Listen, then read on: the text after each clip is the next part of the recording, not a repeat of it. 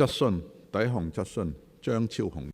Questions. Question 1. Dr. Honorable Fernando CHEUNG. It has been reported that during the police operations to disperse demonstrators since June this year, there have been a number of cases in which persons in elderly and rehabilitation service units felt unwell due to inhalation of tear gas, including the following 2 cases. On the 5th of August, at least 13 rounds of tear gas were fired into the presence of Caritas Jockey Club Chunwan Social Service Building, which housed a care and attention home for the elderly and a daycare center for the elderly.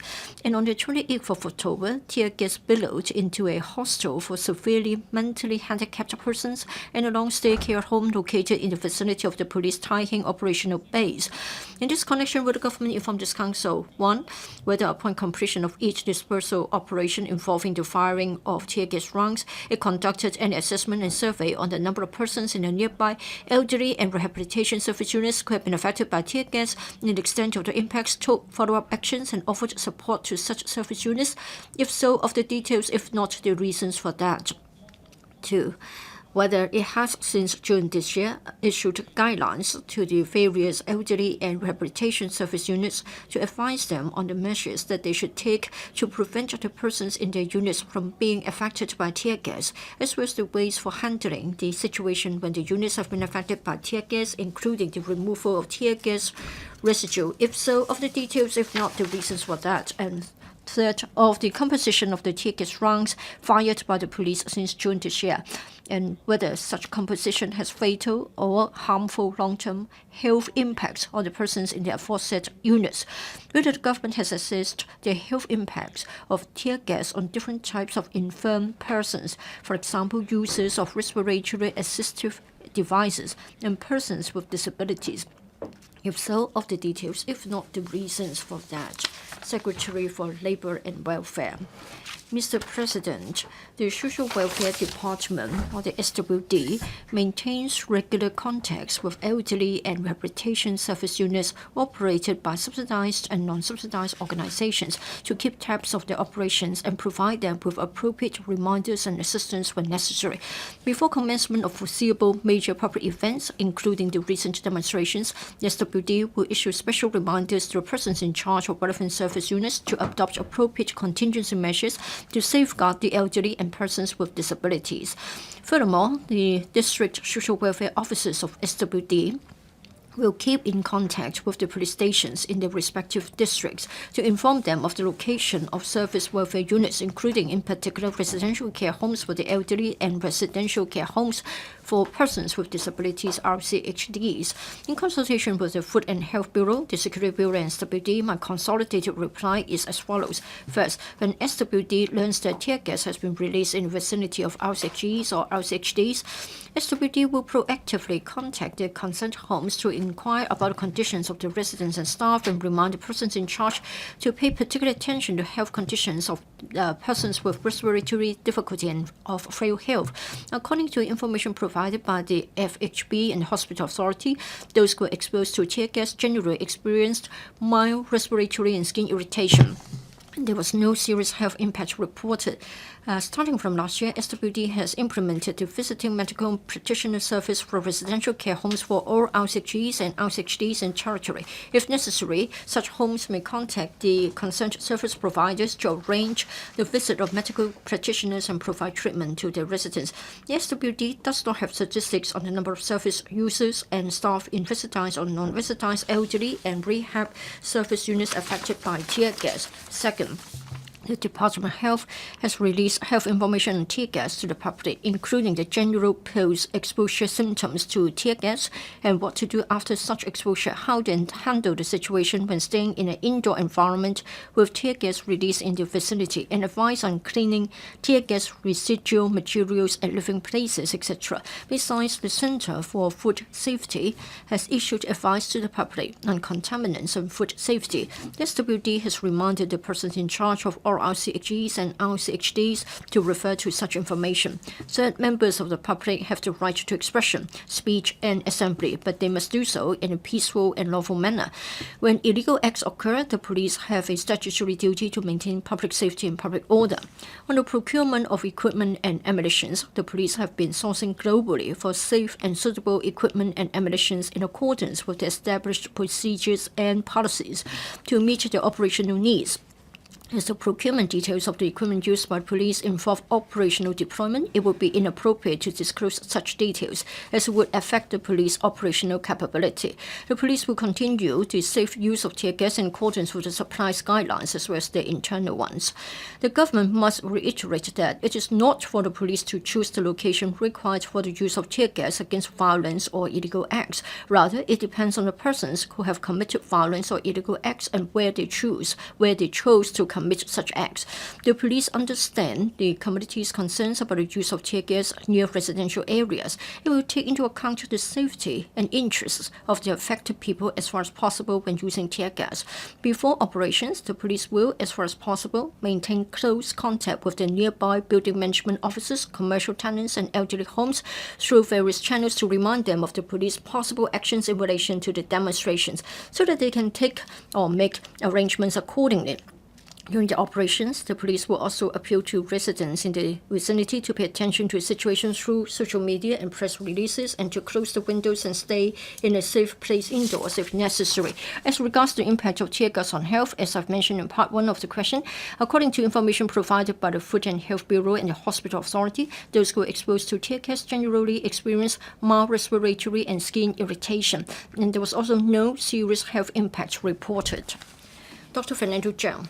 Mr. President, according to the Center for Protection of Health, it has been said that there may be continuous or lasting impact on the emotional and physical health of people like the young, the frail, the elderly, or people who are chronic patients. However, in the main reply of the Secretary, he would merely be saying that, according to information of the administration, only mild respiratory and skin irritation has been experienced upon exposure. But I'm sure you yourself would understand and know that literature has said that tear gas impacts could be long-lasting or even permanent. If you don't carry out a follow-up survey, how can you know about the impact of the tear gas on people, especially those who are frail in health? You don't even have the statistics. So my question for the Secretary, since you know that the impacts could be long-term or even permanent, why haven't you carried out follow-up work on a long-term basis in relation to such persons so as to find out about the health impacts on the population of Hong Kong in relation to the large quantities of tear gas rounds deployed by the police? Secretary, I've already mentioned that according to information provided by the Food and Health Bureau and the Hospital Authority, those who were exposed to tear gas generally experienced mild respiratory and skin irritation, and there was no serious health impact reported, so I don't have anything else to add. Honorable Chen Hanpan. Thank you, Mr. President. Well, there were a number of violent clashes, and then the violent and radical people seemed to have chosen their locations deliberately, like places where we have homes for the elderly and for the handicapped, and tear gas was deployed. So I would like to know if the administration would appeal to the public for the troublemakers and the rioters, for them to use the elderly homes as a defense mechanism. Will the administration reprimand them for doing that? And in fact, for the elderly homes, the indoor air quality has always been a matter of concern. Will the administration do anything to improve the indoor air quality? Will you carry out a study so that we can improve the living conditions of such homes? Secretary, Mr. Chen has asked more than one question, and you can choose which one to address.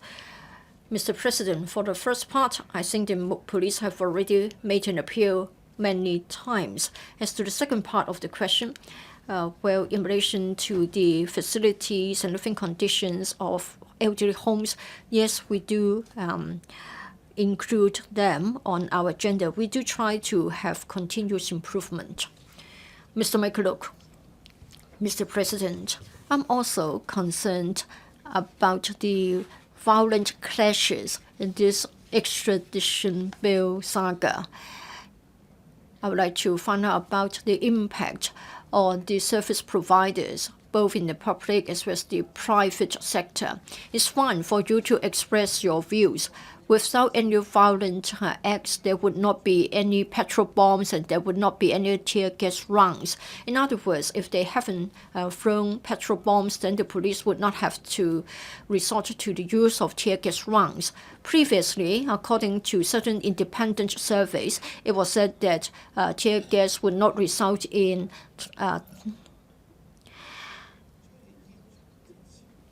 cyanide or dioxin.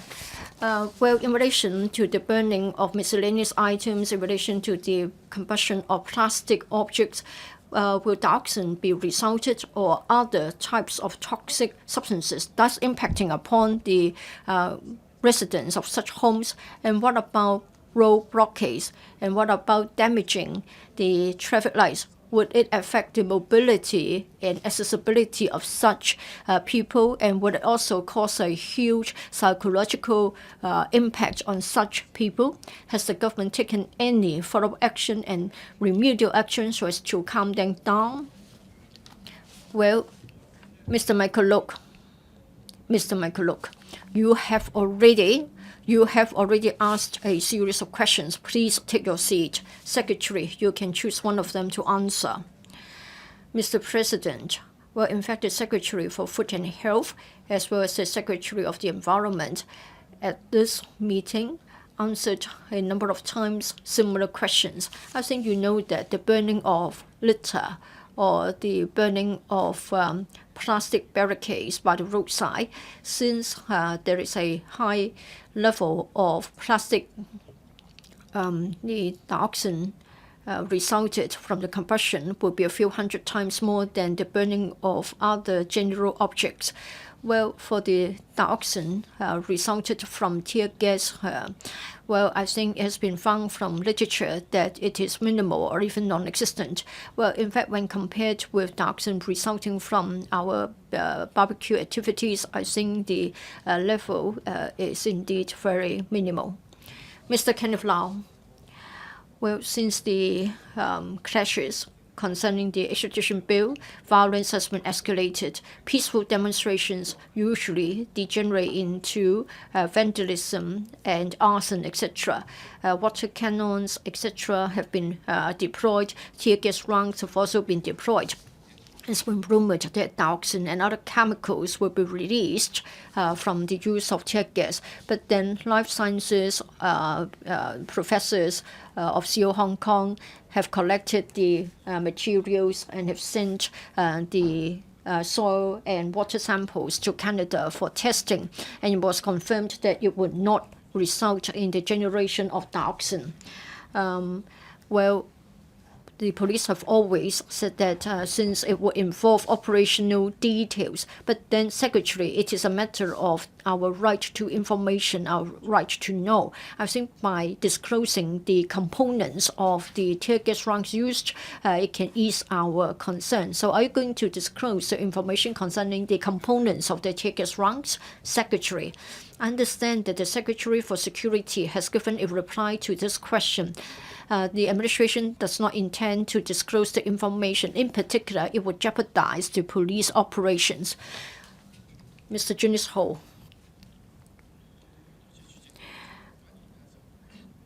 Thank you, Mr. President. Well, I'm concerned about the safety of the elderly people. For CS, of course, it is a matter of concern, but then that shouldn't be the focus. For the past 5 or 6 months, we have a number of such so-called activities. The pavement bricks have been dug up, and then roads have been blocked. I have been following the news. I want to know whether ambulances have been blocked. I want to know whether as a result of the road blockade, elderly people have been affected or even passed away because of the lack of timely rescue. Secretary, I think at a press conference, a spokesman from the Fire Services Department told us that ambulances had found it difficult to arrive at the scene, requiring the help within the performance pledge. Well, when traffic lights are damaged, you would know that it will create a hazard. In particular, elderly people need more time to cross the road. Without the assistance of traffic lights, elderly people have found it difficult to go out because they're worried about their personal safety when they have to cross such roads. For the elderly and for people with disabilities, well, the lifts of MTR stations have been destroyed, have been damaged and gone out of order, and it has affected their accessibility. Dr. Elizabeth Kwok, I think the administration has given the answer many times, and the Secretary himself has also repeated the answer. That is, the dioxin arising from the use of tear gas is of a much lower level than the arson activities of the protesters or the rioters when they burn the barricades, the railings, etc. But then the opposition camp as well as the media have been speculating on the tear gas impacts. I think this question is also part of such an exercise. Now, today we're concerned about the impact on the elderly, on people with disabilities, as well as residents of care and attention homes. I understand that many violent acts took place in the vicinity of such elderly homes or homes for the disabled. Traffic lights have been damaged, and then arson took place. If you really care for such vulnerable groups, you better appeal to the rioters not to set fire, not to carry out vandalism in the vicinity of such homes. Well, recently, I have seen that petrol bombs have been found in many places. Surprisingly, more than 4,000 were found on a university campus. And in fact, petrol bombs have been thrown on the roads. And in fact, the petrol bombs would have a very serious consequence. So, Secretary, when you ignite such petrol bombs, or even when you store such a huge quantity of petrol bombs in the community, do you know about the impact on the community, and what's the government going to do to deal with such acts? That is throwing petrol bombs as well as the cleaning up of the residues of the throwing of petrol bombs. I think this is mainly about the impact on the welfare organizations. So, Secretary, please focus on that. As I have said in my reply, when the police deal with the dangerous goods, the police will follow the established guidelines and procedures. If necessary, they will liaise with the EPD. Mr. Ray Chen, this morning, Mr. President, the Secretary is merely reading out from an answer supplied to him by the other departments or the police.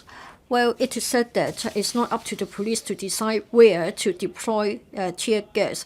It depends on persons who committed crime. But then when there isn't anybody there, you still deploy tear gas, then can you tell us why?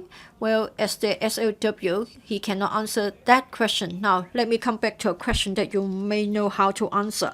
It is said that before operations, the police will, as far as possible, maintain close contact with the nearby building management officers, commercial tenants, and elderly homes through various channels to remind them of the police possible actions in relation to the demonstration so they can make arrangements accordingly. And The SWD has also got, would also remind persons in charge of the RCHEs and RCHDs to refer to such information.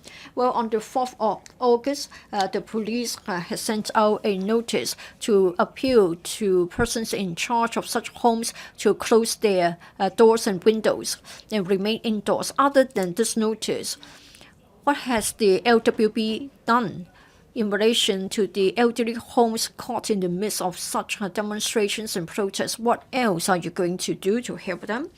Secretary, in my main reply, I've already said that before the operations, since we were aware of the risk, the police as well as the SWD would take into account the route of the demonstrations, and they would check the sensitive receiver, so to call, would contact the operators of such homes to remind them of the risk. But of course, a lot of activities took place outside the route of the demonstration, so we could not have known in advance that there would be arson or other types of vandalism, and which necessitated the deployment of tear gas rounds. The SWD would try to find out about the impact during and after the operations on such homes. So we will certainly follow up on the conditions of such homes. Mr. Edichi. Thank you, Mr. President. Well, the Secretary has mentioned that the Center for Food Safety has issued advice to the public, and the FHD has also issued guidelines to the contractors. On the 19th of November, at a meeting of the Manpower panel, the Deputy Director told us that they were trying to draw up a set of guidelines for employees, including the employees of cleansing contractors. At the time, we were promised that it would be published in a week's time. Now, in the past few days, it was said that owing to political pressure, the Labor Department has already shelved the issuing of such a set of guidelines. Is this true? Secretary. Well, I think you know that for the DFH, it has already issued a set of guidelines. For the FHD, it has also looked at the case in relation to advice for their contractors. So they have already consulted the views of the Labor Department. So the Labor Department has already given input concerning the advice. Which part of your question hasn't been answered? Well, personally, I heard from the Deputy Commissioner of Labor that a set of guidelines will be prepared. My question is, has it been cancelled just because of political pressure? Secretary, I have already covered the work done by the Labor Department. Thank you. The second question requesting an oral reply. Dr. LO Wai-kwok, President, the Chief Executive pointed out in last year's policy address that a task force under the Transport and Housing Bureau will actively render assistance to and facilitate the implementation of various short-term community initiatives to increase the supply of transitional housing. The government will also allow, under the relaunched measures to revitalize industrial buildings, wholesale conversion of industrial buildings into transitional housing. Moreover, the CE indicated in this year's policy address that in order not to lengthen the waiting time for families applying for public rental housing, redeveloping aged PRH estates will not be considered for the time being. In this connection, will the government inform this Council, 1, of the functions and scope of work of the task force, whether they include consulting the trades and owners concerned and providing owners of industrial buildings with support and advisory services on conversion of industrial buildings into transitional housing? If so, of the details, if not, the reasons for that. 2, whether it will review the policies on and support measures for conversion of industrial buildings into transitional housing, including stipulating renewal arrangements and financial assistance for maintenance for owners annually, so that owners will be more incentivized to pursue the conversion. If so, of the details, if not, the reasons for that. And 3, whether it will consider converting some of the factory estates under the Hong Kong Housing Authority into transitional housing to temporarily accommodate residents affected by PRH redevelopment projects so as to enable the commencement of the projects concerned? If so, of the details. If not, the reasons for that. Secretary for Transport and Housing. President. My consolidated reply to the question raised by the Honorable Lo Wai-kwok is as follows. One of the housing initiatives proposed in the 2019 policy address is the provision of 10,000 transitional housing units in the coming 3 years to alleviate the hardship faced by families waiting for PRH and those who are inadequately housed. A task force on transitional housing led by the Undersecretary has been established under the Transport and Housing Bureau to actively provide one-stop project coordination and professional support for community organizations. It maintains close cooperation with relevant parties on advocacy, implementation, procurement, and funding. It coordinates the efforts of different policy bureaus and departments and assists with administrative and statutory procedures with a view to implement projects and commence works as soon as possible. It is also responsible for monitoring the implementation and progress of various projects to ensure resources are used in compliance with the principles of economy, efficiency, and effectiveness. The purpose is to use resources where it is meant and ensure projects are carried out and operated according to policy directives. The task force held more than 100 meetings and discussions with stakeholders in the last year. These include community organizations and professionals engaged by them, professional institutions such as architecture, surveying, engineering, planning, and environment, etc., and donor organizations, the commercial sector, and owners who are interested in conversion of the industrial buildings into transitional housing. Consultation and coordination with departments were taken out regarding preliminary architectural design, issues relating to the environment and traffic impact assessment, fire safety, and infrastructure of projects. The purpose is to address problems promptly and obtain the necessary approval as soon as possible. The task force also convened 6 interbureau departmental meetings, removing obstacles successfully and making progress in the conversion of industrial buildings. Regarding the constraints posed by existing planning and design, the Buildings Department adopts a pragmatic approach to flexibly enforce the building design requirements under the Buildings Ordinance.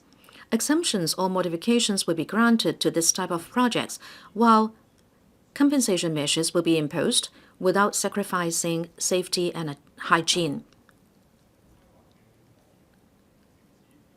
The Town Planning Board has agreed that transitional housing projects not exceeding 5 years, coordinated by the task force in permanent buildings in the urban and suburban areas, including wholesale converted industrial buildings in the commercial comprehensive development area and other specified uses annotated business and residential zones in these areas, can be regarded as temporary use, which is always permitted in the outline zoning plan.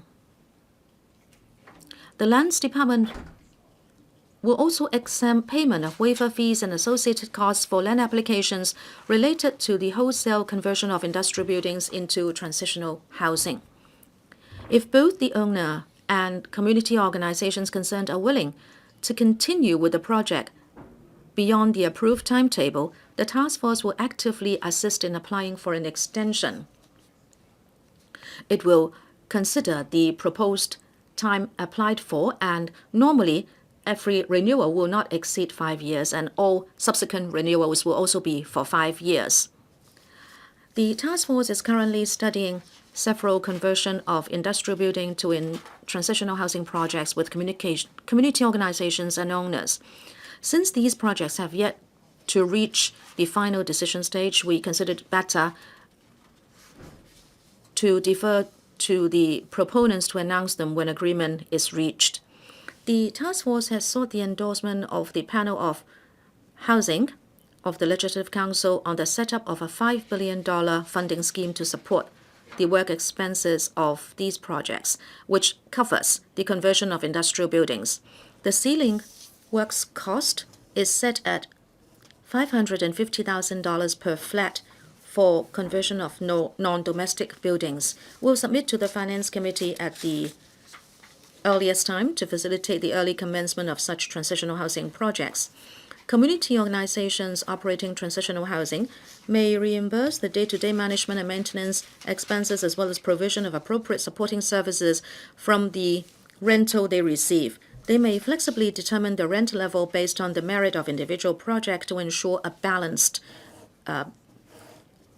operation of the project. Given the current acute shortage of public housing supply, we consider that sites suitable for constructing domestic blocks should be reserved for public housing.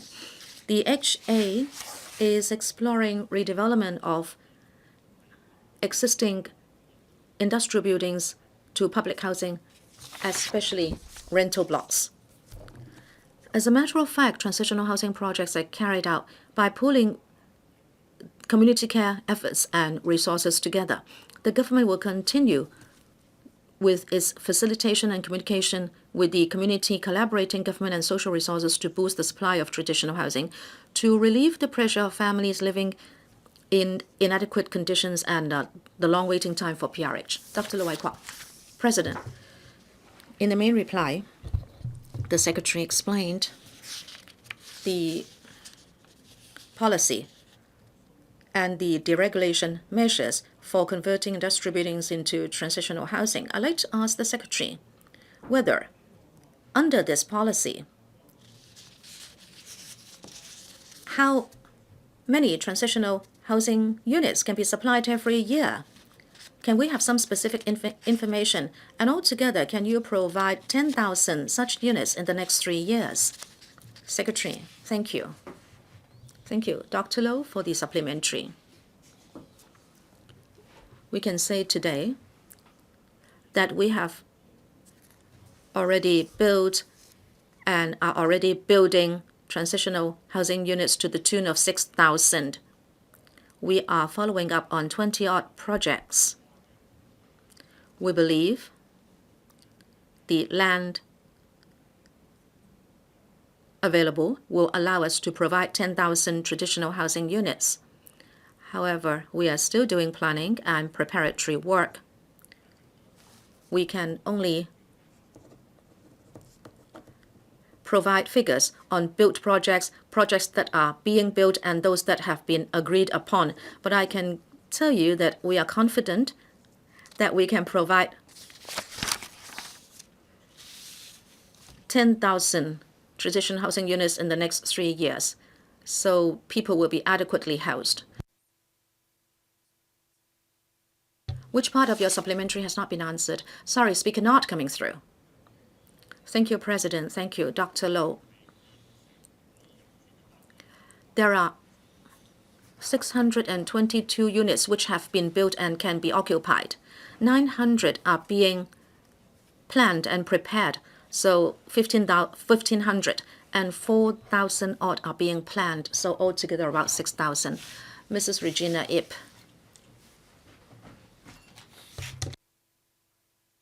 President, about the building of transitional housing, I know the Secretary has done a lot to look for land, and recently it is said that a developer has been very generous in donating land in Campton to the tune of 430,000 square feet, suitable for the building of 2,000 units. According to the report, the developer will farm the land and the government will pay for the building cost. It will be rented to government at a nominal rent for 7 years. If you have so big a piece of land that can be built, that can be used for 2,000 units, why don't you just buy it and build public housing instead of building transitional housing? Because you lack so many public housing units, because after all, whatever is transitional will have to become permanent. Now you pay such a small rent and you owe people such a lot, you will have to pay for it somehow in the future. Thank you, President, and Mrs. Ip, for showing care and concern. Indeed, we are doing planning work with the developer concerned about this piece of land in Camp Tin. We thank the developer for advanced planning and farming the land and also applying to the town planning board and paying for all that. If indeed the land can be used for permanent housing, it will of course help to address the huge demand for permanent housing. However, there are over 260 families waiting for PRH. And in the short time, we'll have to provide adequate housing for them.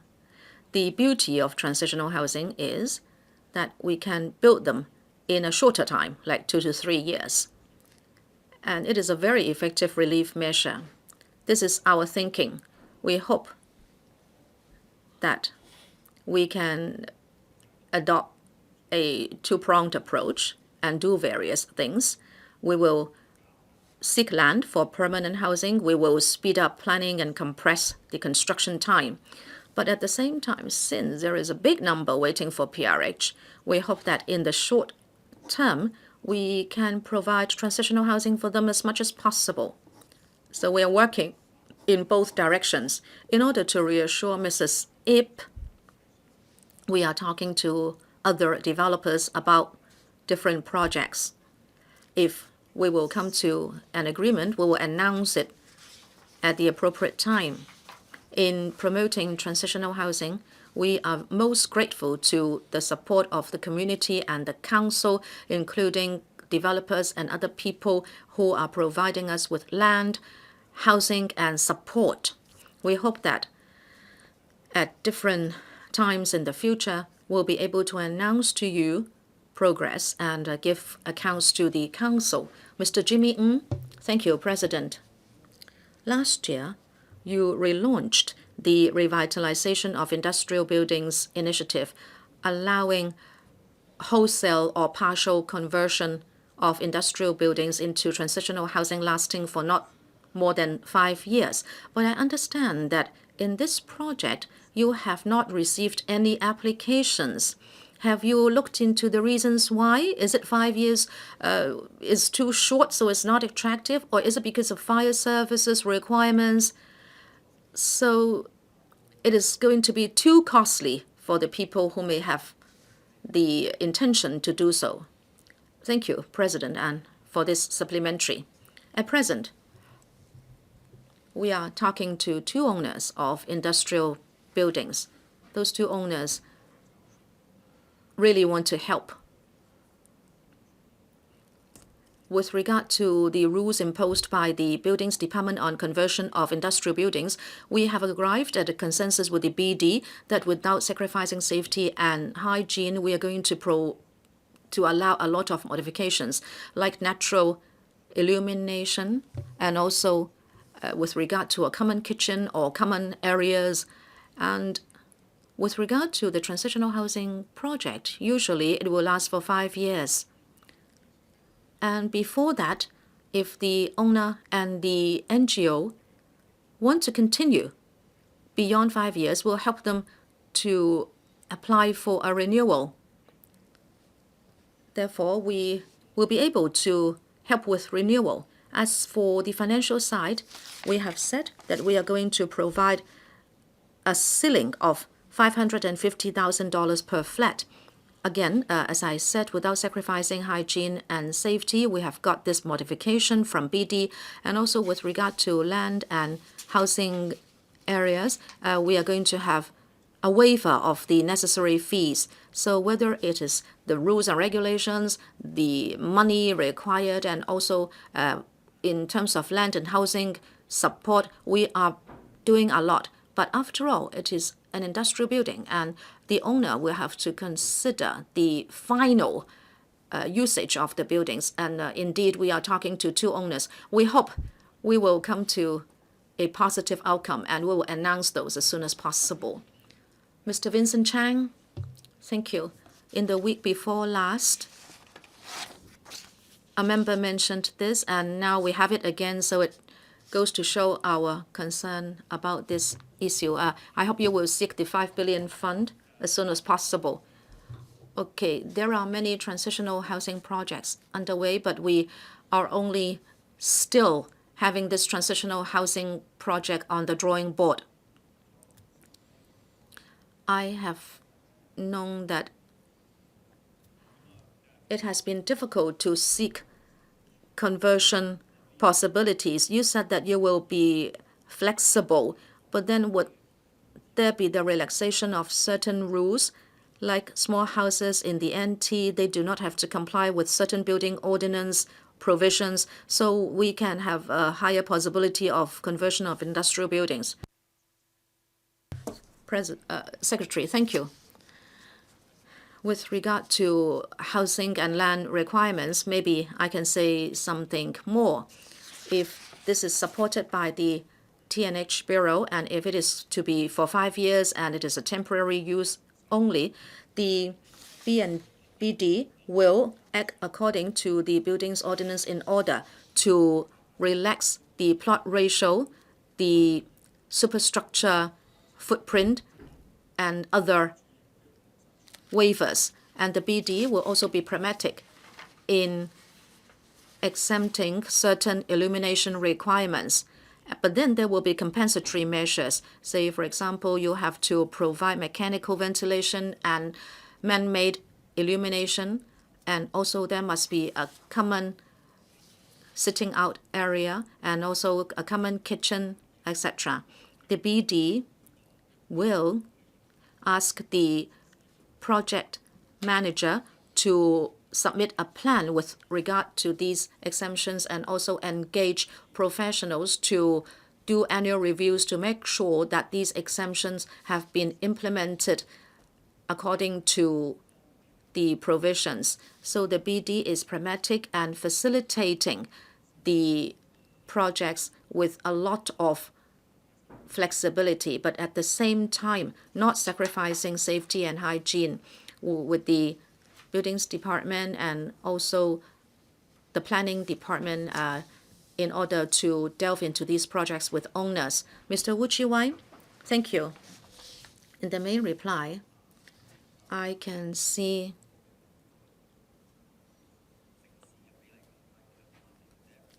two matters that have not worked for a positive outcome.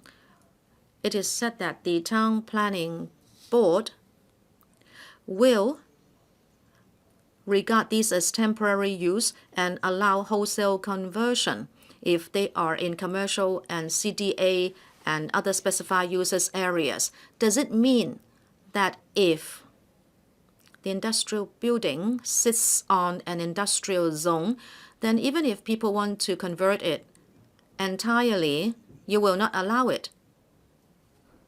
Can you consider further deregulating your rules? And also, when you convert industrial buildings, you are only going to give a cost ceiling of $550,000 per flat. Actually, the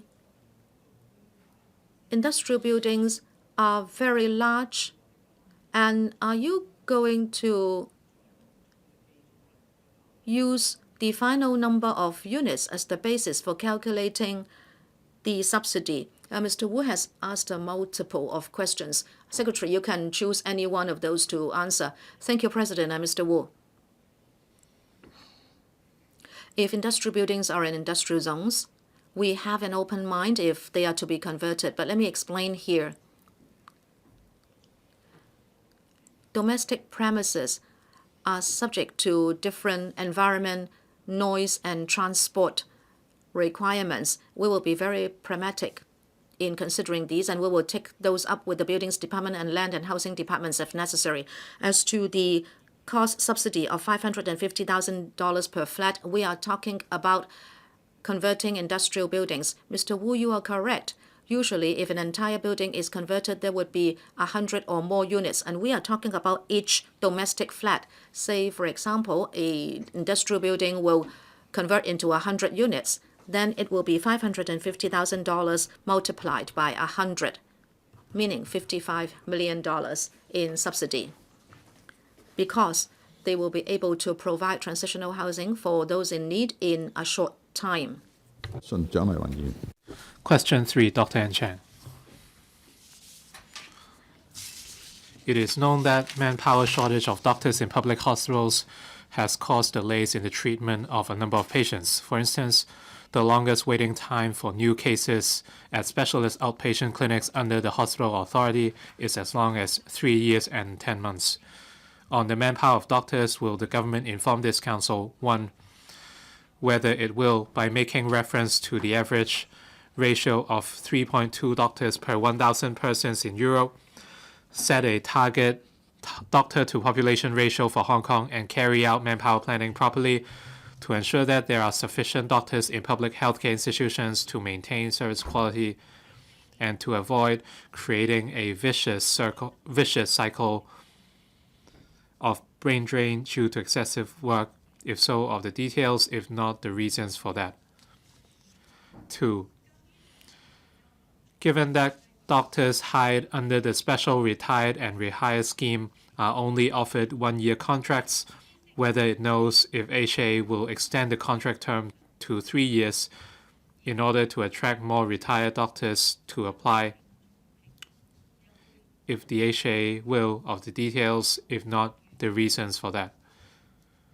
And 3. Of the latest situation regarding HA's recruitment of non-locally trained doctors under limited registration, given that the government has proposed to provide specialist training for this type of doctors to attract them to work in Hong Kong, whether the government will allocate additional resources to HA and the Hong Kong Academy of Medicine with a view to increasing the training places. If so, of the details, if not the reasons for that. Secretary for Food and Health. President, owing to an aging population and an overburdened public healthcare system, the shortfall in the supply of doctors has been serious in the public sector. The government has been adopting a multi-pronged approach to tackle this issue. The Food and Health Bureau set up a platform in March engaging representatives from the Medical Council of Hong Kong, the Hong Kong Academy of Medicine, the Hong Kong Medical Association, the Hospital Authority, and 2 medical schools in Hong Kong, and the Department of Health to discuss practicable options to increase the supply of doctors. As a result of these discussions, the MCHK has shortened the period of assessment since August for non-locally trained specialist doctors who have passed the licensing exam from 6 months to 2 days. We expect this to attract more qualified non-locally trained specialists to practice in Hong Kong. To provide greater incentive for non-locally trained doctors to serve in the public healthcare system in Hong Kong, the government is exploring more effective ways to provide specialist training for non-locally trained doctors without compromising specialist training opportunities for locally trained doctors.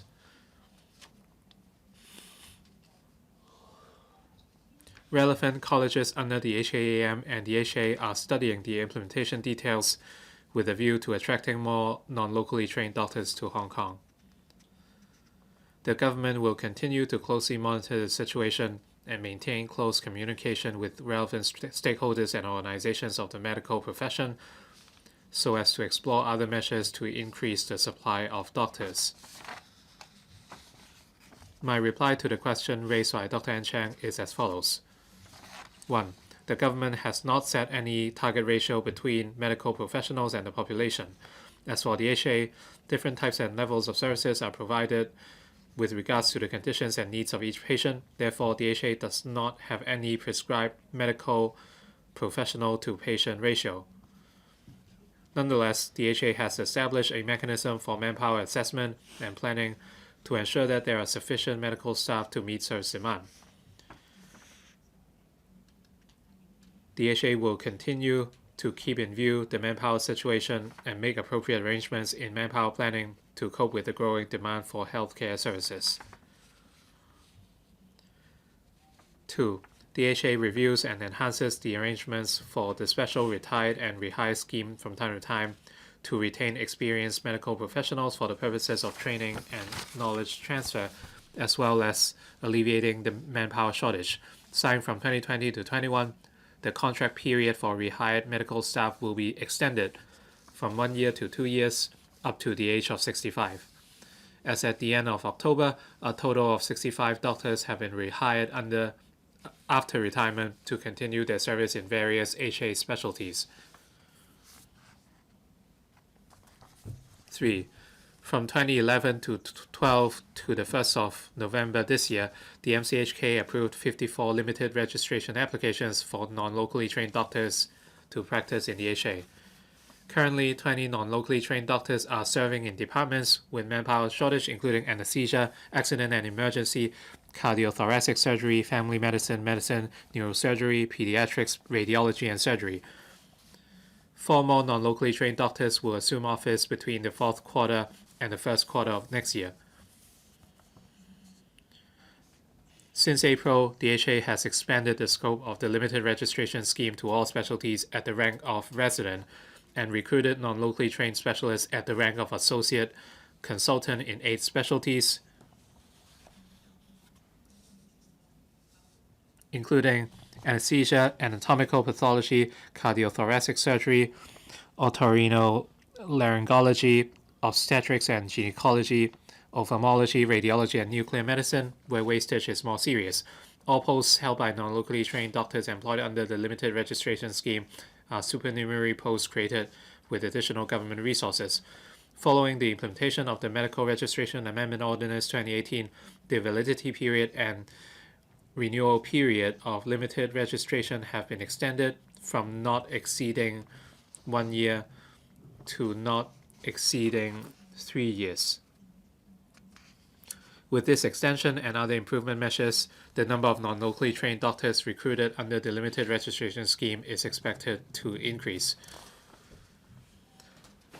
On the provision of specialist training for non-locally trained doctors, a number of colleges under the HAAM, including accident and emergency, medicine, family medicine, obstetrics and gynecology, ophthalmology, pediatrics, psychiatry, community medicine, and pathology have admitted these doctors to continue their specialist training in Hong Kong. The HAAM and its relevant colleges are discussing and working out the implementation details. Upon finalization of the implementation details, the HA will update the recruitment conditions of limited registration doctors accordingly and submit relevant limited registration applications to the MCHK for approval. Besides, to enable non-locally trained doctors working in the HA to undergo trainee rotation as required by the relevant colleges under HAMA, the HA has obtained approval from the MCHK to assign non-locally trained limited registration doctors to work in different departments of public hospitals in accordance with their training needs and service demand. The HA will continue to recruit non-locally trained doctors by way of limited registration and will continue to review and monitor the overall manpower situation. Dr. Hon Chiang. President, the Secretary said the government has not set any target ratio between medical professionals and the population, but such target has been installed by the World Health Organization. So do you find such targets meaningless, or do you not care about the needs of patients who have been on the queue for a very long time? Thank you for the question. We do care a lot about the medical manpower situation. The FHB has planned and assessed the needs for healthcare workers according to a report. We know that doctors, nurses, and other healthcare professionals all face manpower shortage. And we want to analyze the situation, and we will conduct a study every 3 years. After the previous report was published in 2017, we are going to come up with a new round of projections by 2020. As for the wastage of doctors in the public system and the shortage of doctors, we have asked the HA to carry out internal projections so that they can better understand the shortage they are facing, and with fresh graduates, well, we want to find out about the positions of shortage at different specialties.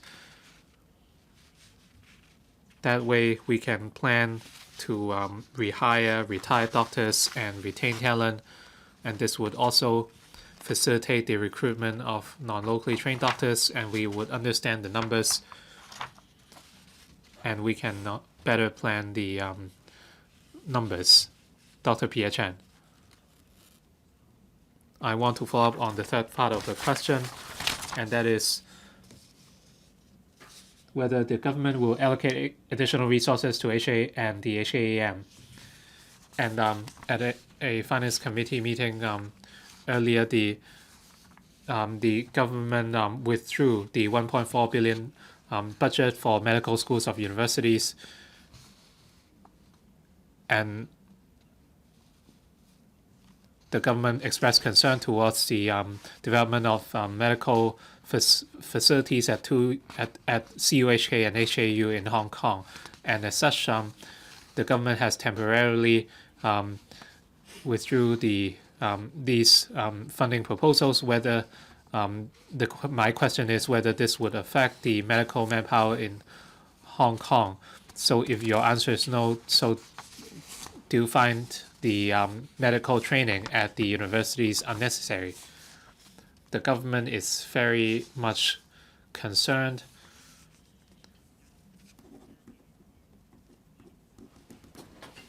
about the number of medical training places at the 3 universities which are funded by the Education Bureau, and as such, we are allocating resources to aid with the development of facilities. In light of the recent situation, we know that some members expressed concern over recent incidents.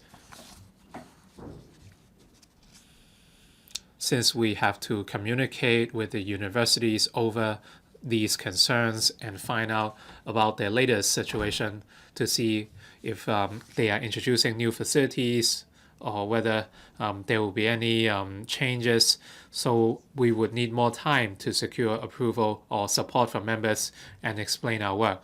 All along, we have maintained close communication with the 3 universities, and we have explained the latest developments to them. And we have explained their latest arrangements with members. Of course,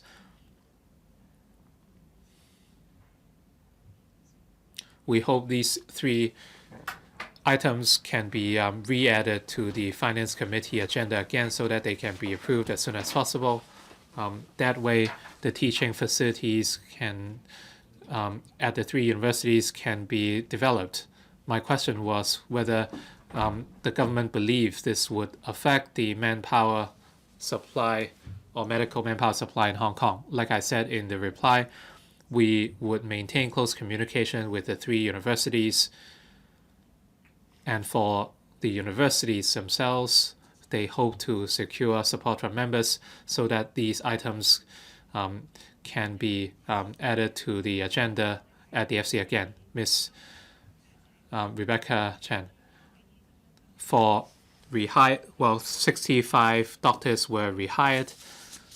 As for non-locally registered doctors, there are about 40. Well, that means altogether we have less than 100. So that means you cannot replenish the wastage. We would have to wait till we have fresh graduates. So despite the manpower study you will carry out next year, well, that is a long-term plan instead of a short-term answer. Despite your efforts in recruiting non-locally trained doctors, if you don't deal with the low morale of healthcare workers or alleviate their work burden, resorting to non-locally trained doctors would not solve the problem. So is there anything that can be done immediately? Well, we made some proposals. For example, for the A&E ward, can we work with private operators to operate flu clinics? Of course, this would be funded by the government. What about mobile clinics? They can help handle patients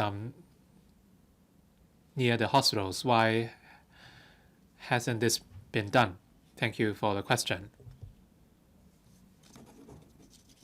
As for the HA's manpower situation, for non-locally trained doctors and rehiring of retired doctors, of course, we want to enhance the appeal of the retired and rehire scheme, but we are not talking about high numbers. Apart from the new medical training places every year, well, by 2022, we will introduce 50 extra places.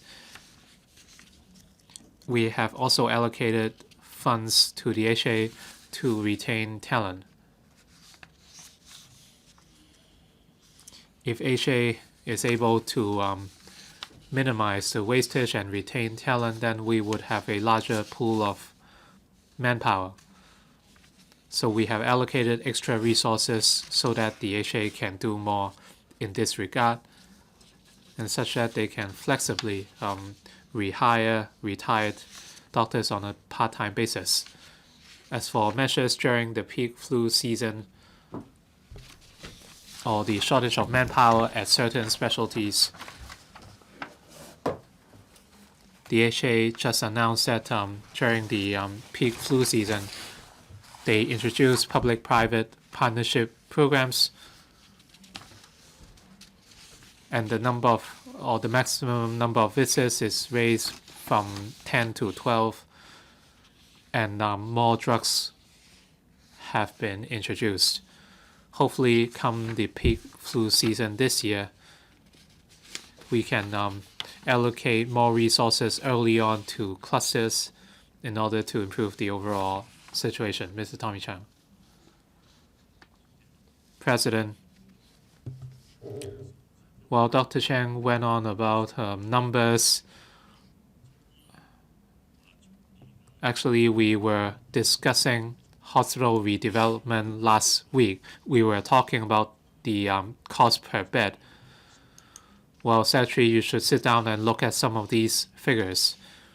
Well, you don't even have enough money to provide extra training places for the universities. The recent unrest in Hong Kong meant that some doctors overseas who are children of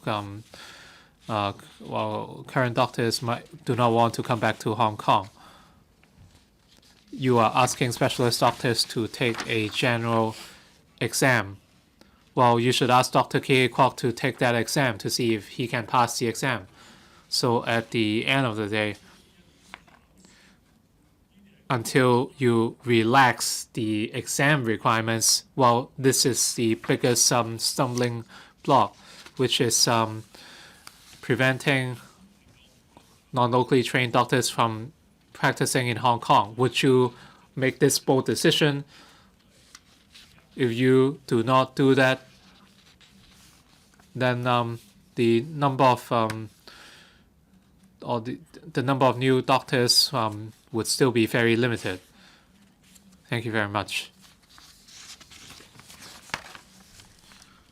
As you know, for non-locally trained doctors or doctors without local registration, they can either go through a limited registration or take the licensing examination. In our communications with stakeholders, our consensus is that Hong Kong's healthcare standards must be maintained. So in terms of the registration of doctors, examinations are one way to maintain their quality.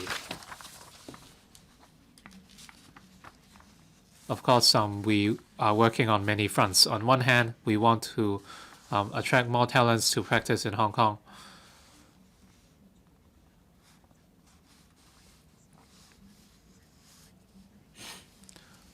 we hope that more doctors can come back and practice in Hong Kong. So in the last 2 years,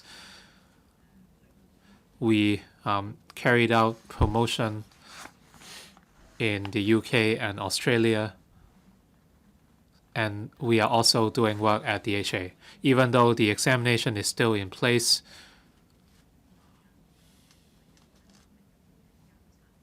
we have been monitoring the passing rates, and we will see how we can refine the licensing examination. In the past, only one exam was held every year, and now we have 2 sittings per year.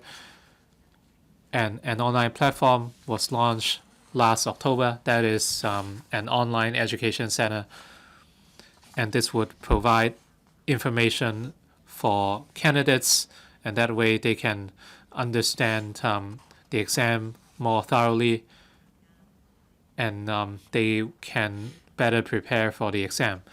We will continue to monitor the overall situation.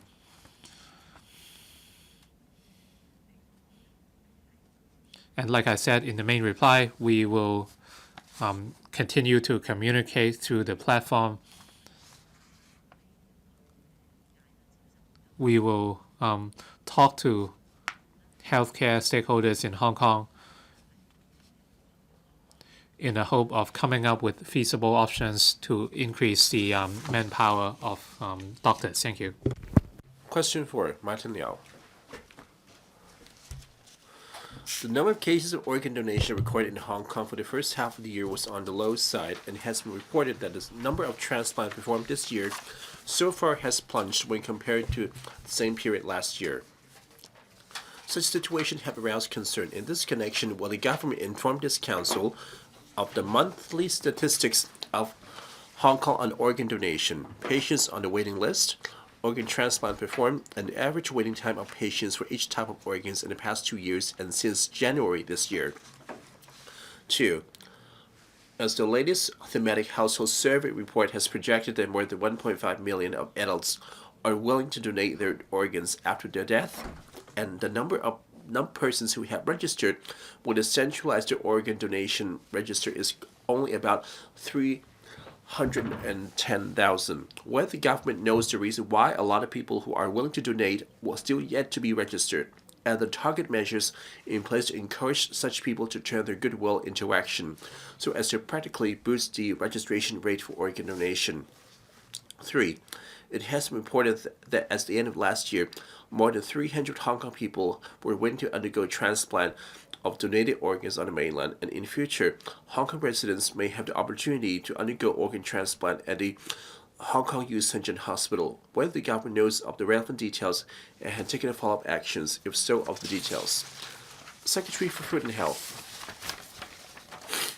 President, to impress upon the general public the importance of organ donation and to gradually inculcate a culture that's receptive to and appreciative of organ donations, the Food and Health Bureau, FHB, together with the Department of Health, DH, and the Hospital Authority, HA, have been making promotional efforts on different fronts in collaboration with community partners. But besides, the government have been keeping track of the development regarding public attitude and perception towards organ donation in order to facilitate the review of organ donation policy and promotional strategy. My reply to 3 parts of the question is as follows. 1. The human organ used for transplant originated from either living or cadaveric organ donations. Although some patients with organ failure can receive living donation, cadaveric organs are still the main source of human organ for transplant. HA does not maintain monthly statistics on organ donation. Patients on the waiting list, organ transplant performed, and average waiting time of the patients for each type of organs.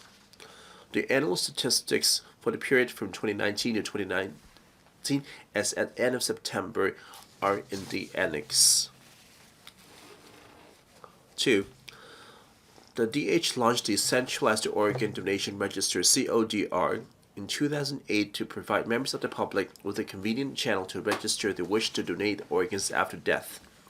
The CODR also provides a reliable and effective means for HA's organ donation coordinators to ascertain, upon patient's death, that previously expressed a wish to donate organs, so as they may approach their patients' families as soon as possible to seek their consent for donation of the diseased organs in order to save patients in urgent need of organ transplant. As of November 2019, over 310,000 registrations have been recorded in the CODR. On the other hand, the latest thematic household survey, THS report, has projected more than 1.5 million and also willing to donate their organs after their death, reflecting that most people have yet turned their beliefs into action. According to THS, among those people who are willing to donate organs after death but had not registered in the CODR, the majority considered there was no urgent need to register, nor they were too busy, had no time to do so. Less than 10% expressed they did not know the registration procedure. Over the years, we've committed to making promotion efforts on organ donation on different fronts with a view to gradually inculcate a culture that's receptive to and appreciative of organ donations, increasing registration number of CODR. The government has set up the Committee on Promotion of Organ Donation, CPOD, in April 2016 to formulate the organ donation promotion strategy and direction, and coordinate the work by other partners in conducting organ donations, promotion activities and programs, as well as public education. In line with CPOD's recommendation, the DH continues to organize promotional activities and seminars on different organ donation targeting at different groups and ages, promote organ donations on TV, radio, the internet, and other media, as well as conduct various organ donation promotion activities and programs jointly with the Organ Donation Promotion Charter signatories, etc.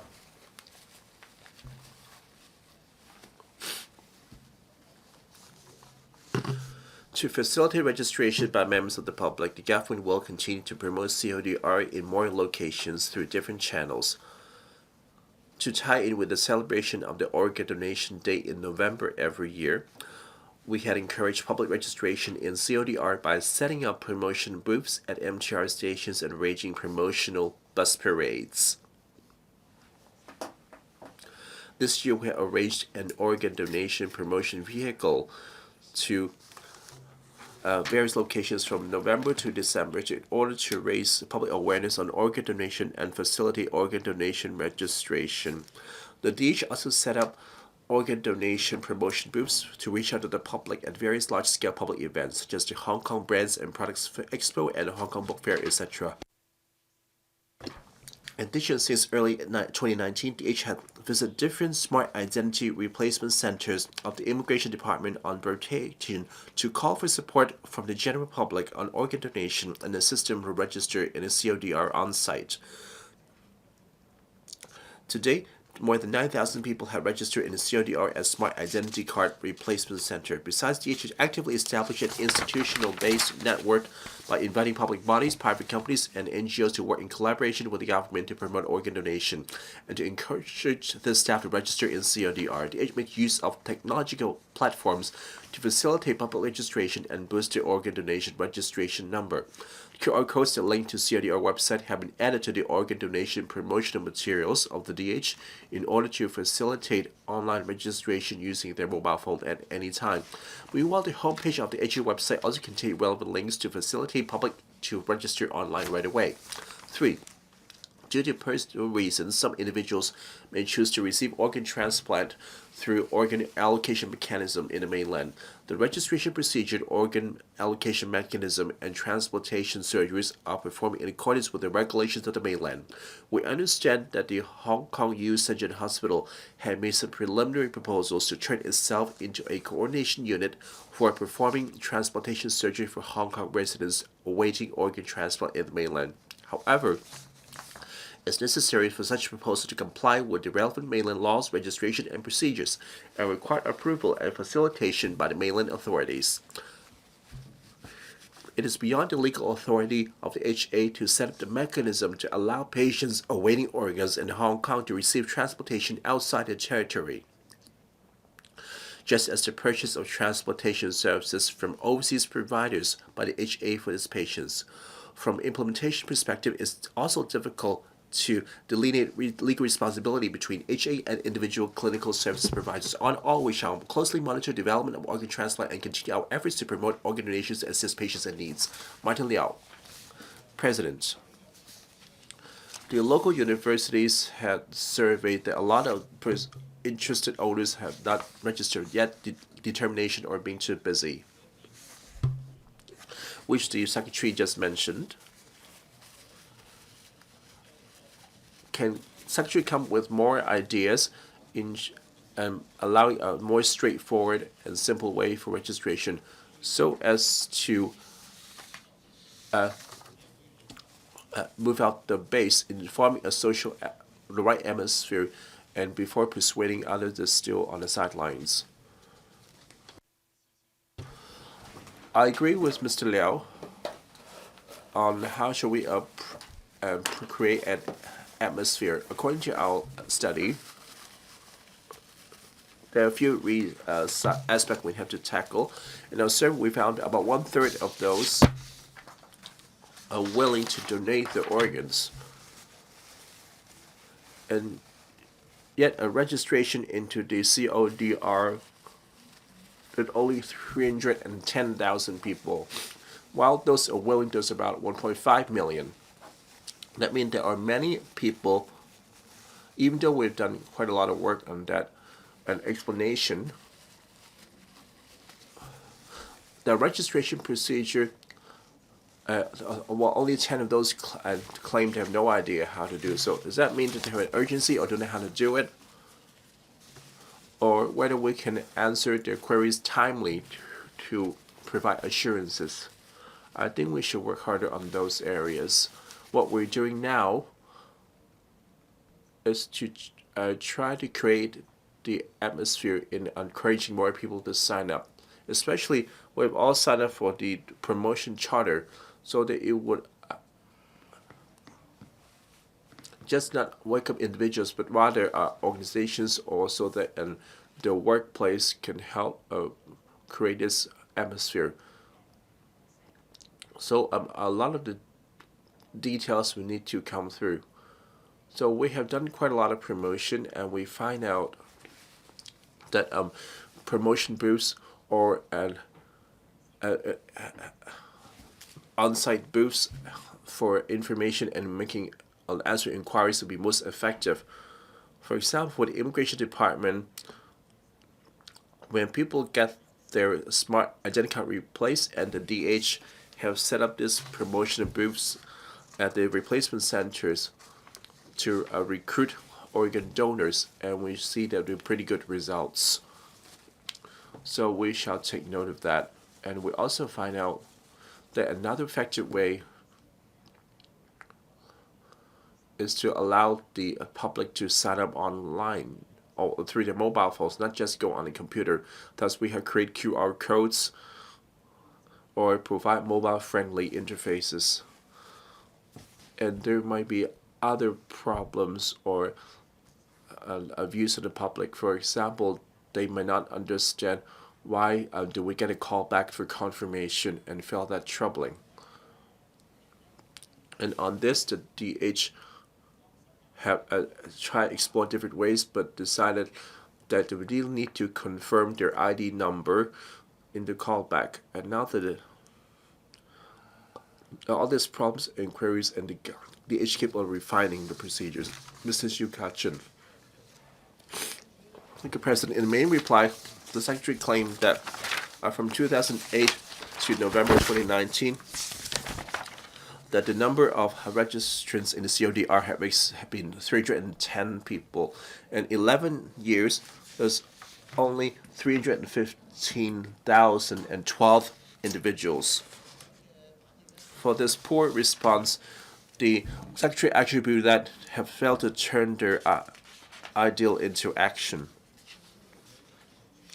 Will the government take a hard look at itself?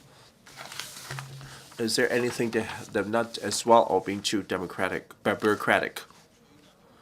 While I'm serving at Stanley Prison, some prison inmates have told me that they very much would like to get an organ donor card to pay back to society. Yes, the CBD officials claim that by obtaining this card, there will be risk of self-mutilation. They have to lock up solitary confinement.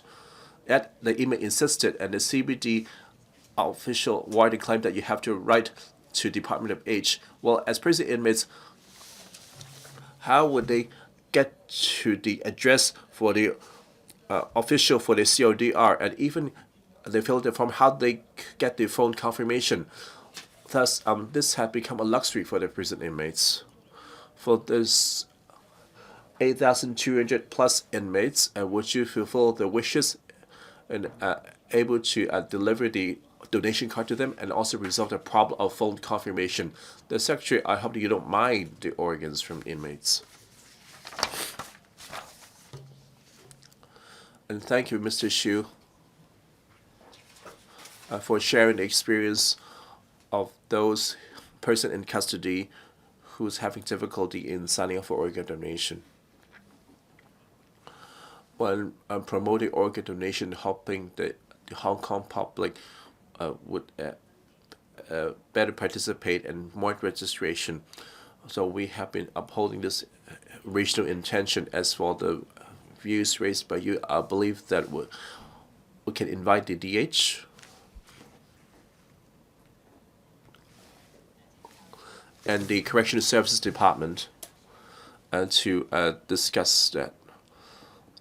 So while promoting organ donation, is there any feasible and convenient ways to allow the person in custody, well, if they desire so, they're able to register? Mr. Garfan. Well, Hong Kong people leaving Hong Kong, so including mainland, to accept organ donation, that's a very delicate issue.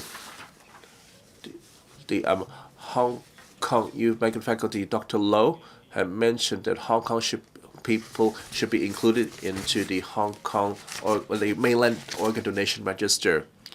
Well, because by the same token, the mainland can also request the mainlanders to queue up for organ transplant in Hong Kong, which would erupt in huge controversy. In 2016, the government had clarified that Hong Kong at this stage had no formal mechanism in allowing Hong Kong and overseas medical service provider in sharing organ donations, and the mainland jurisdiction and the organ allocation mechanism is not applicable to Hong Kong. I wonder if this clarification still stands. In the main response, the government claimed that it would closely monitor the organ transplant development. So, Secretary, does the government have any information how many Hong Kong people have left Hong Kong to receive organ transplant, and whether the H8 and DH have requested the declaration and on the doctors at the hospital and the dates on the organ transplant, and whether we're closely monitoring them? Thank you, President, and Mr. Fan's question. The HA have not kept record of such information. And you claim there's no mechanism in place, and we still don't have such mechanism to allow Hong Kong overseas service provider on exchange on a cadaveric organ transplant, and the Hong mainland jurisdiction and the mechanism does not apply to Hong Kong. For the organs provided by the Hong Kong donors, it would only be donated to the local residents in waiting of organ transplant.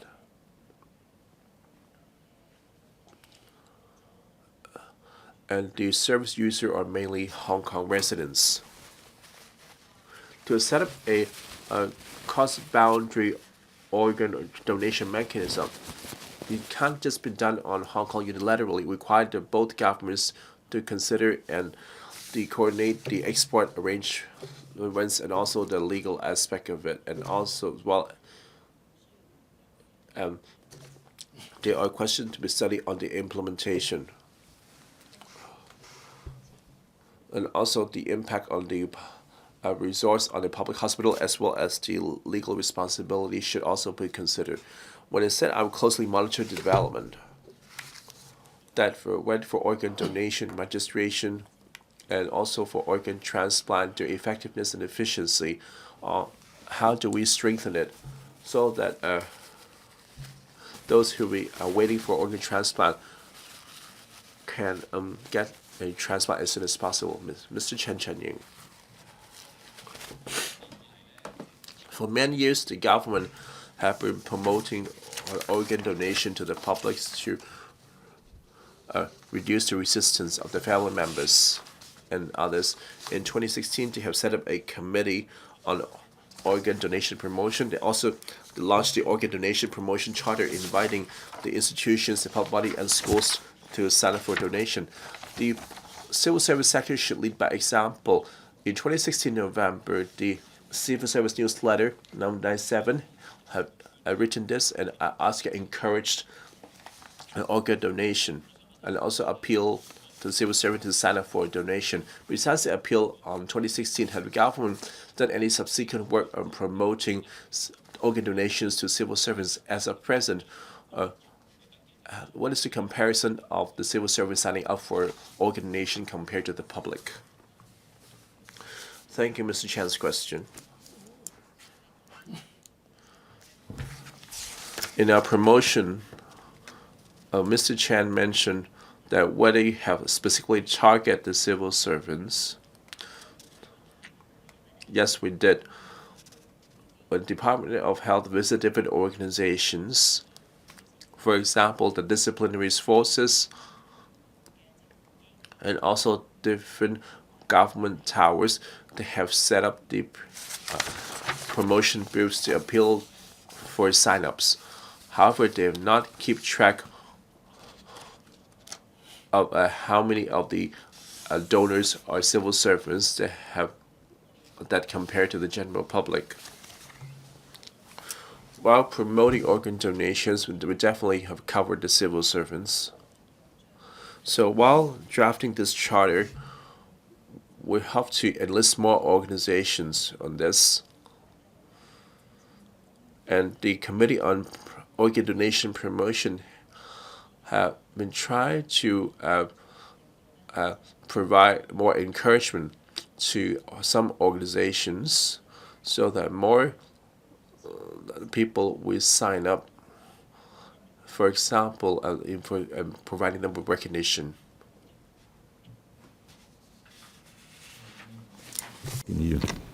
Question number 5, Honorable Wong Kwok-kin. President, regarding the use of elderly healthcare vouchers, HCVs, on the mainland by the elderly of Hong Kong, will the government inform this council? 1. Given that with effect from October 2015, eligible elderly people of Hong Kong may use HCVs to pay for the fees of outpatient medical care services provided by designated clinics, departments of the University of Hong Kong CHEUNG Hospital, of the number of person times for which the elderly of Hong Kong use HCVs in that hospital and the total amount of fees involved each year. 2. Whether in the past 3 years it discussed the extension of the scope of application of HCVs on the mainland with the relevant mainland departments, healthcare services organizations of the two places, as well as local medical professional groups, if so, of the latest progress, and whether an implementation timetable is in place. And 3, whether it would consider allowing the elderly of Hong Kong to use HCVs on the mainland to pay for the medical fees relating to disease prevention and rehabilitation treatment, if so, of the details, if not, the reasons for that. Secretary for Food and Health. President, the government implements the elderly health care voucher scheme to subsidize eligible Hong Kong elders to use private primary health care services. The scheme aims to enhance primary health care for the elderly and provide them with health care choices in addition to public services, so that the elderly can have better access to medical care services that best suit their health needs from their chosen service providers.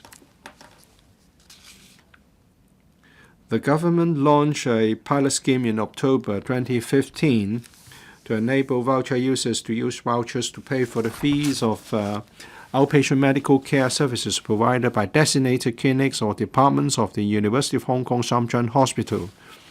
Same as the arrangement in Hong Kong, elders can use voucher at the Hong Kong U Sam Chuan Hospital to receive preventive, curative, and rehabilitative services. At present, each eligible Hong Kong elder aged 65 or above is provided with an annual voucher amount of $2,000, which can be used for eligible services in Hong Kong at the Hong Kong U Sam Chuan Hospital. My consolidated reply to the question raised by Hon Wong Kwok-kin is as follows. To facilitate Hong Kong elders who reside in areas near Sam Chuan to receive outpatient medical care services in Sam Chuan, the government launched the pilot scheme in October 2015 to enable Hong Kong elders to use vouchers to pay for outpatient medical care services provided by designated outpatient medical centers and medical services department of the Hong Kong U Sam Chuan Hospital. We choose to implement the pilot scheme at the Hong Kong U Sam Chuan Hospital in view that the hospital adopts the Hong Kong management model, and that is healthcare service quality and clinical governance structure are similar to those of Hong Kong, thus making it easier for Hong Kong elders to adapt and accept. Breaking down by year, the cumulative number of elders who have used vouchers at the Hong Kong U Sam Chuan Hospital from 2015 to 2019 up to October 2019 was 500, 1,200, 2,100, 3,400 and 4,400 respectively. As regards the annual amount of vouchers claimed, it was around 540,000 Hong Kong dollars, 1.47 million Hong Kong dollars, 1.85 million Hong Kong dollars, 3.49 million Hong Kong dollars, and 3.21 million Hong Kong dollars from 2015 to 2019 up to October 2019 respectively, totaling amount 10.57 million Hong Kong dollars. The Hong Kong U Sam Chuan Hospital conducted an opinion survey on the use of voucher at the hospital. According to a report published by it in October last year, the pilot scheme was well received. Out of the 384 elders interviewed, 92% were satisfied or very satisfied with the services received at the Hong Kong U Sam Chuan Hospital, paid for by vouchers under the pilot scheme. 73% of the elders interviewed indicated that their reason for choosing the hospital was the Hong Kong management model that it adopts. The review of the scheme completed by the Department of Health earlier this year also make reference to the above survey results. In view that the pilot scheme's operation was smooth and the feedback received was positive, and that the number of elders using voucher at the hospital continued to rise, the government regularized the pilot scheme on the 26th of June 2019 to provide greater certainty for Hong Kong elders to continue to use vouchers at the Hong Kong U Sam Chuan Hospital. We review the overall operation of the scheme from time to time and maintain dialogue with relevant stakeholders. With regard to the coverage of vouchers, in view that the policy objective of the scheme was to enhance primary healthcare services for the elderly, provide them with additional choices in the private sector, and promote the concept of family doctors, we consider that voucher should continue only to be used for outpatient medical care services and should not be extended to areas such as inpatient services, day surgery procedures, or buying health insurance, etc. We have considered whether there are suitable medical institutions for extending the use of vouchers on the mainland. We need to consider the quality of healthcare, clinical governance structure, administrative procedures, financial arrangement, operating environments, and employee skills of this institution concerned, as well as the views of other stakeholders, including healthcare professionals and patients in Hong Kong. We are also particularly concerned about how to monitor voucher use. Since the relevant laws and codes of practice in Hong Kong are not applicable to medical institutions and healthcare professionals in places outside of Hong Kong, if there is non-compliance with the requirements of a scheme and the institutions or individuals concerned have no connection with Hong Kong, it will be very difficult for the Department of Health to follow up and assist the elders. At this stage, the government has no arrangement in relation to further extending the use of vouchers on the mainland. Thank you, President. Mr. Wong Kwok-kin. President, first of all, I must give recognition to the government's effort in making the benefits portable across the boundary. It's a welcome arrangement, and it's a win-win arrangement as well. Many retired elders will be given additional choices. They can choose to live on the mainland after they retire, and thereby reducing the pressure on services that would otherwise be provided locally in Hong Kong. In respect of the OH allowance and the living allowance for the elderly, there have been relaxations, but it's been rather slowed in the promotion of the use of healthcare vouchers on the mainland. In 2015 and from 2015 to 2019, we've seen a very significant increase in the number of users, elders, who use the healthcare vouchers from 500 to 4,400. Well, so it's been popular, but there's only one service provider, that is Hong Kong U CHEUNG Hospital. If they live farther away from the hospital, it would take a lot of a long distance travel to go to the hospital. It's an arduous journey for many elders. I hope the government can extend the coverage, or to seek more service providers for this arrangement. But so far, the government has failed to make any improvement. This is disappointing. Mr. Wong, please put your question. I'm doing it right now. In some of the Qifu, Xinchuan, there are the Hong Kong registered doctors providing service there. Why can't the government cooperate with these Hong Kong-styled clinics and allow more service providers to provide service to these Hong Kong elders? Secretary, in regard to healthcare vouchers, we have been doing what we can to improve the scheme. For example, we have regularized the use of healthcare vouchers at the Hong Kong U CHEUNG hospitals. On the Hong Kong side, we have reduced the age of eligibility from 70 to 65. We've increased the amount of the value of healthcare voucher. And the Department of Health has recently reviewed certain suspicious cases of healthcare vouchers, and resulting from that, we have improved some improvement measures. And in our district wellness center, we will also allow healthcare vouchers to be used for their services. So we have been making enhancements and improvements all the time. As regards Mr. Wong Kwok-kin's suggestion of extending the use of healthcare voucher on the mainland from just the Hong Kong U CHEUNG Hospital to other hospitals and clinics. But we have to consider factors such as whether the relevant service provider adopts the Hong Kong management style, and we are also concerned about how we can monitor the use of voucher. We need time to understand the relevant organizations, financial arrangement and governance structures, etc.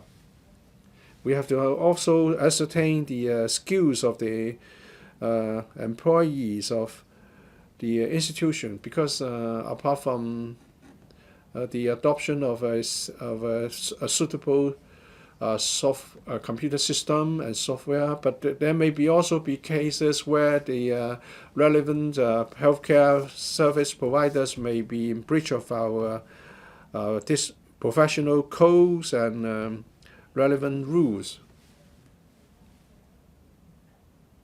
We have to make sure that we can resolve cases of non-compliance this. So we'll keep things under review. Mr. Ho Kai-ming. Thank you, President. In the Secretary's reply, I can see that our bureaucracy cannot cope with the current development. Hong Kong people working on the mainland can now make contribution to the healthcare insurance system on the mainland, and they can have access to the mainland healthcare services. We want to make more services accessible by the Hong Kong people, and now they have changed the rules so that the patients will not be put on the drip all the time. When we talk about Grade A hospitals, if you say that we still have to assess these hospitals before we can pay for the services provided to Hong Kong people living on the mainland, this is just a bureaucratic way of thinking. You're not paying sufficient attention to the needs of Hong Kong people. You have been saying that things are kept under review. Have you talked to the mainland about the expansion of scope of the coverage? What's the response from the mainland so far? Secretary, with respect of the development of medical and healthcare services in the Greater Bay Area, we have been holding meetings with the mainland and Macau, and views have been exchanged. We have been talking to professional organizations and private institutions to ascertain their willingness and to open or operate service units on the mainland. But this is not really just about the use of vouchers, healthcare vouchers. As I've said, if we were to extend to the coverage to other institutions on the mainland, we have to make sure that their employee skills and the financial arrangements, etc., are well set up. And also in terms of the interface, computer interface, and communication, they have to be equipped with a certain know-how. We'll continue to monitor the needs of elders in this regard, and also in enhancing the use of healthcare vouchers. We will consider all these issues at the same time. Mr. Houghton Chow. President, according to the May reply, in recent years, more and more elders are using the services of Hong Kong U CHEUNG hospitals under the health voucher scheme. This is a welcome trend.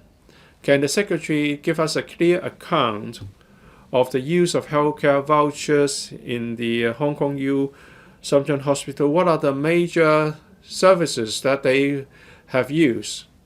Because this is a piece of useful information for Hong Kong elders, that there are people who are using these services in the CHEUNG hospital, then that would be very useful for reference. Secretary, thank you, Mr. Chow, for your question. The use of healthcare voucher at the Hong Kong U CHEUNG hospital, the relevant clinics and departments of that hospital would involve the use of healthcare voucher. They are mainly about preventive, curative, and rehabilitative services. Mr. Chow is interested in know which services are more popular. So in the May, the most popular services is medical department services.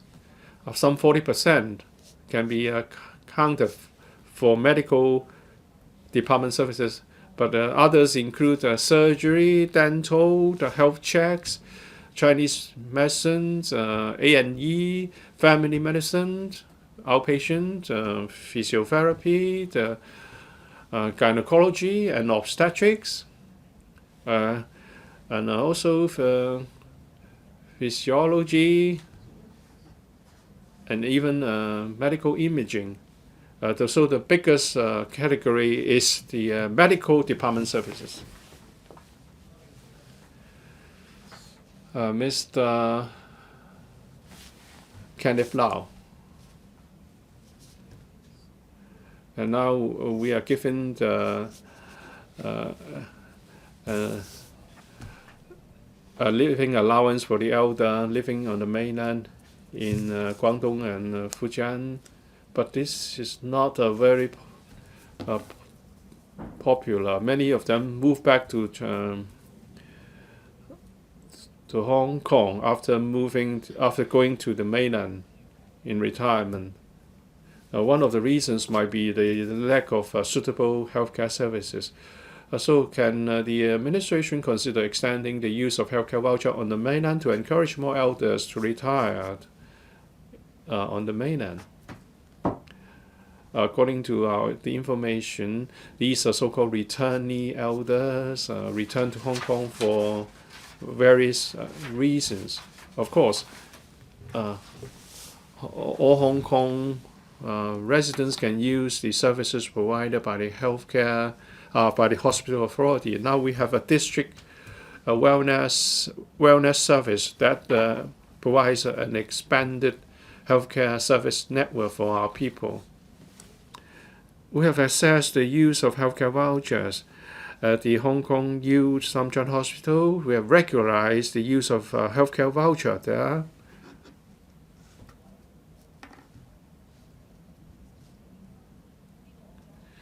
As for extending the coverage to other healthcare and service providers and institutions, as I've said, we need to consider and resolve certain issues such as quality of service, governance structures, clinical arrangements, operating environment, etc.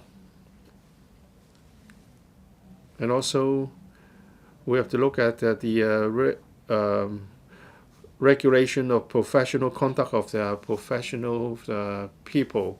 We need to resolve all these problems before we do some enhancement in the arrangement of the use of healthcare vouchers. We need to consider all these issues first.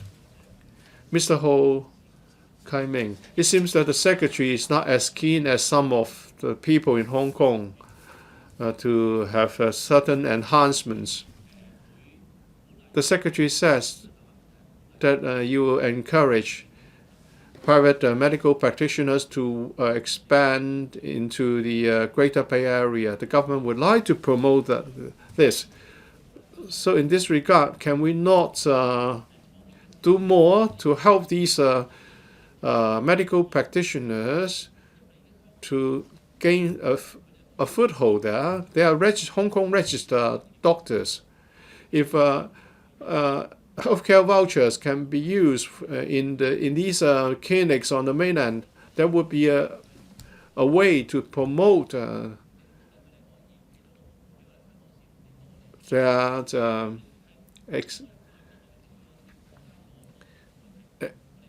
extension of services in the Greater Bay Area. So this should be considered not just for developing the market for doctors. Secretary, when it comes to working with healthcare providers and institutions and the Ministry of Health in the Greater Bay Area, especially when Hong Kong people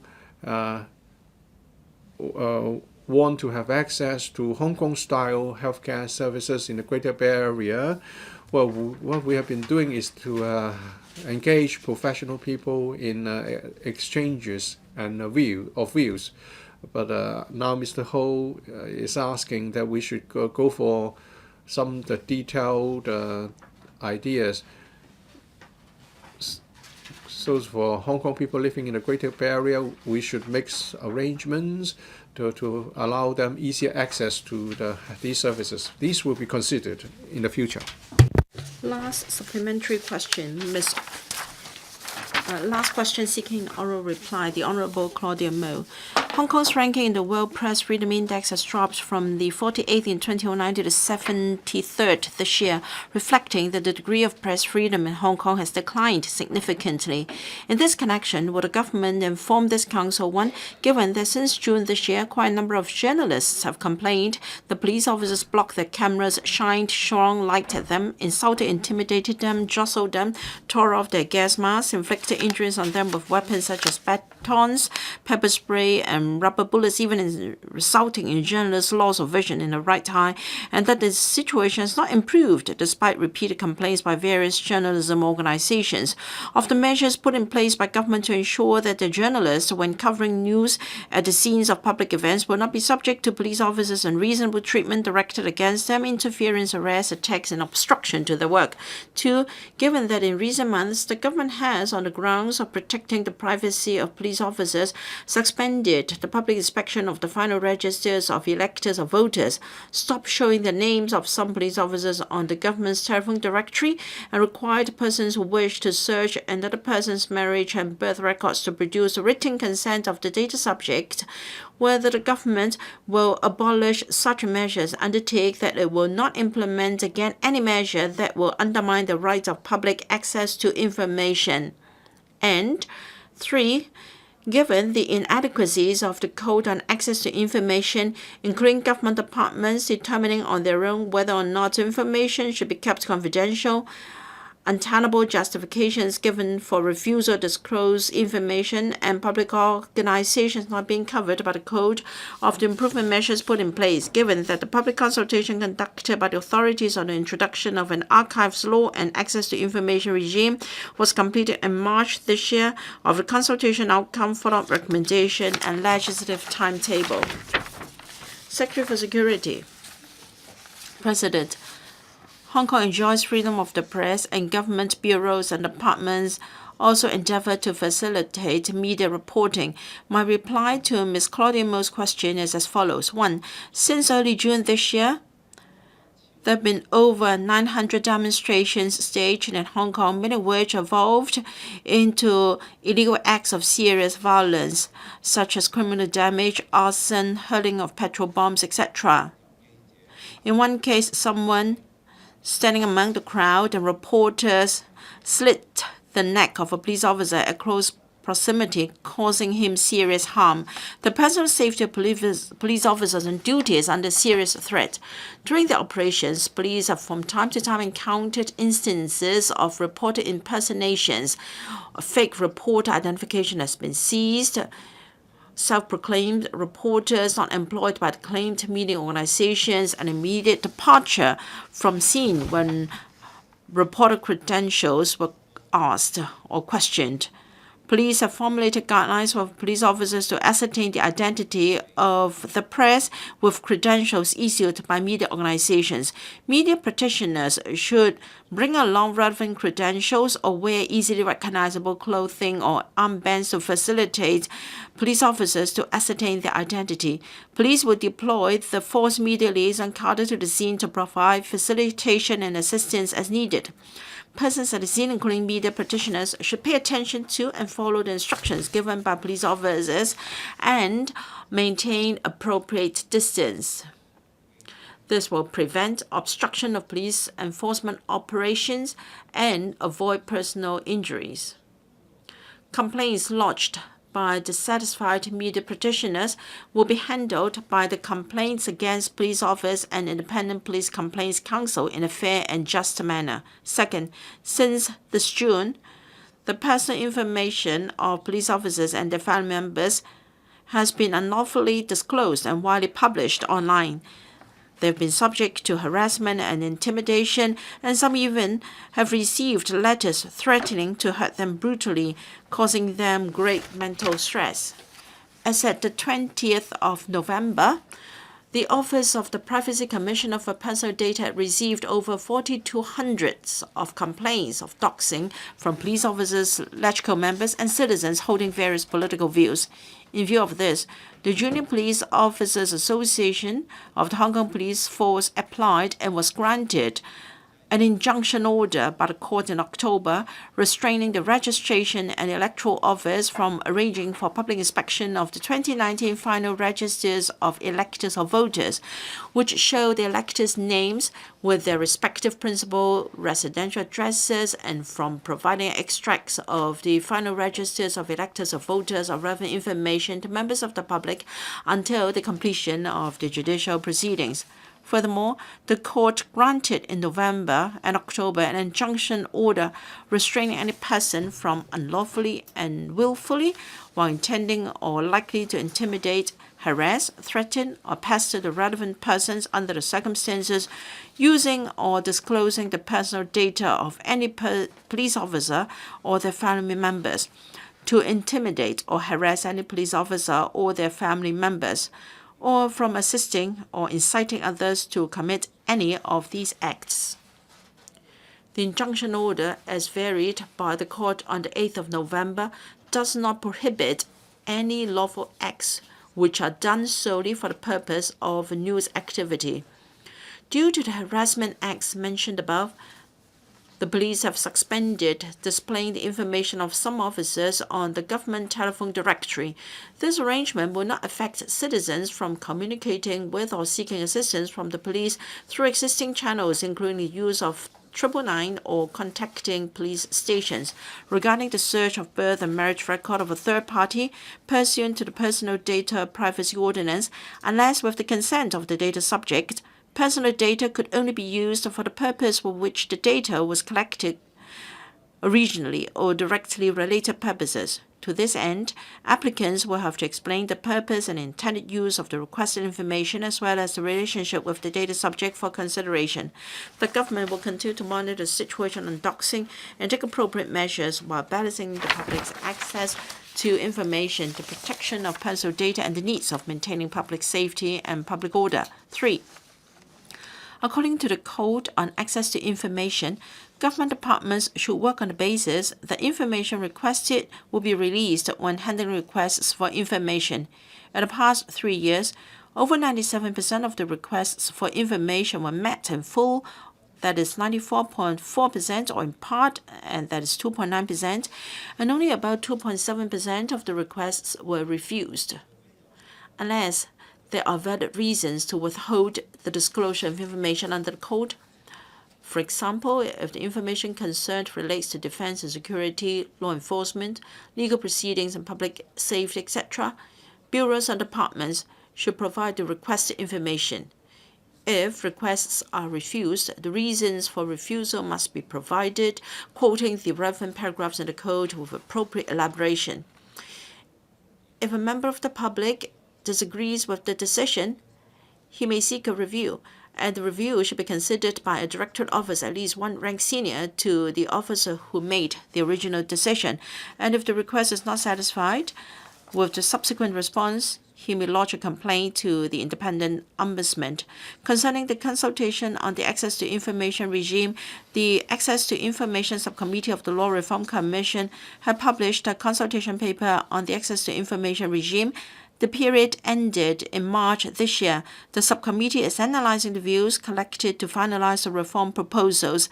After LLC publishes its final report, the government will deliberate in detail the recommendations put forward by it and consider how to improve the Access to Information regime. As to the Archives Law, LLC had completed the public consultation on Archives Law in March this year and is analyzing the responses received. The government will actively follow up the matter after LLC has submitted its report. Thank you, President. Ms. Claudia MO. Never ceases to amaze, and this security chief is lying his face off We're talking about police brutality against the press. And his reply could be, oh, there are many fake journalists around. Does that justify all that abuses, all the assault against and on the press? And what about the police faking as protesters in the crowds, doing very suspicious acts? The press on site are simply doing their job. They may not enjoy particular privileges, but they should get the recognition. Claudia MO, please ask your follow-up question. Will all this police brutality, all this police aggressiveness that's become completely out of control ever stop? The question by Ms. Claudia MO is irrelevant to the original question. Part one, look at it. Your question was about the media, but in your supplementary question, you didn't mention the word media. Secretary, thank you, President. I disagree with Ms. Claudia MO's accusations that the police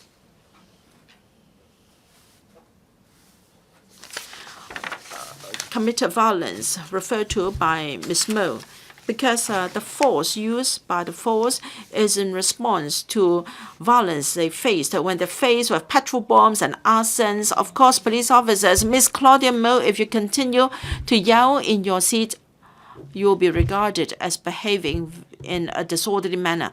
Secretary. Of course. If anyone is satisfied with any act by the police, we will deal with it in a fair and just manner. We have received complaints from relevant journalists in relation to police handling of the press at scenes. And under the CAPO and IPCC mechanism, will deal with such complaints in a fair and just manner. In my reply to Ms. Mo's question, I made it very clear that police officers would like to have a mutual respect with the press so that both parties can do their own duties. I referred to some real happenings, and they were covered by the media. When the police had to take enforcement action, the press was just next to the force. And I think this is common sense that when the crowds are so close to our police officers, and when there was a case when someone mingling with the press and the crowd slashed the neck of a police officer. I can appreciate your concern. I understand that the press have the duties and police officers have statutory responsibilities to tackle acts of violence. Under mutual respect and mutual understanding, we should all do our own duties. Let me reiterate that the government information services and our liaison cadre, force media liaison cadre, have arranged meetings with the press so that we can each do our own duties and understand the other parties' duties, so that we can strike a balance between safe enforcement action and respecting the right of the press. Planes by RTHK, now TV, Apple Daily, to name a few. This is not your supplementary question. This was not your supplementary question. That was not your supplementary question. Please be seated. Mr. Tony Z. President,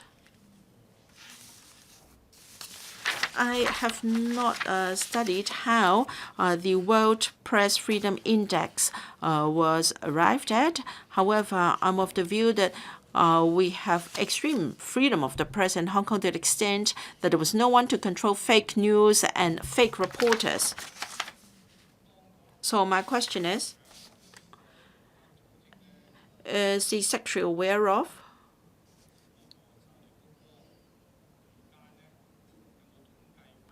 Or has there been any statistics on the number of reporters injured as a result of acts of the rioters caught by brakes, by corrosive liquid, and also petrol bombs, and being assaulted because they were accused of partial reporting?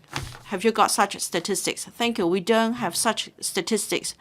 But I understand we can see from media coverage that some journalists were attacked by rioters, intimidated, and their freedom of coverage was interfered with.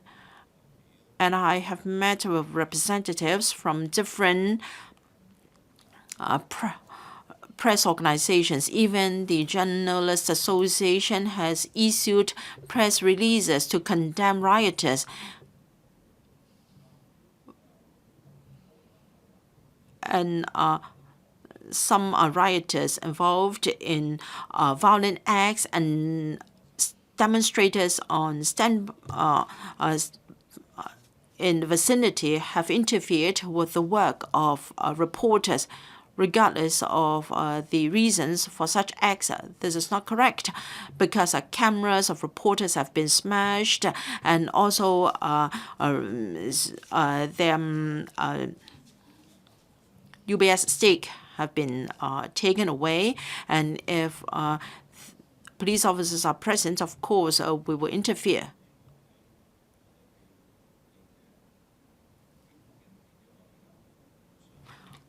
I hope both the police and the press can do their respective work, and we should deal with violent acts that would interfere with freedom of the press. The police will see to that. Dr. Hon LO Wai. I can see double standard in the Secretary's reply. The Secretary challenged impersonification by reporters, but have there been fake police officers? Have there been armed police officers from the mainland mingling with our own police officers, because they're not wearing their ID card and warrants?